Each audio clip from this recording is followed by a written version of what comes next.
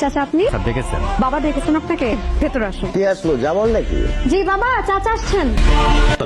ওয়ালাইকুম আসসালাম। রোজার বাজার, দাদির বাজারটা গিয়ে দিয়ে আয়। রোজা চলে আসছে, বাজার করতে হবে না? তোমারও তো বাজার করা দরকার। এখান থেকে এই ব্যাগটা নিয়ে যাও, নিয়ে তোমার পরিবারের কাছে দাও। পাগল নাকি? প্রত্যেক বছর যে মসজিদে, এতিমখানায় ইত্যাদি পাঠাও।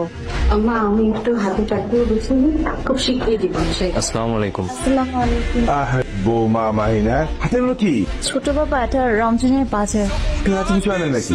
নামাজের সময় হয়ে গেছে, আমি একটু নামাজটা করে ফেলি।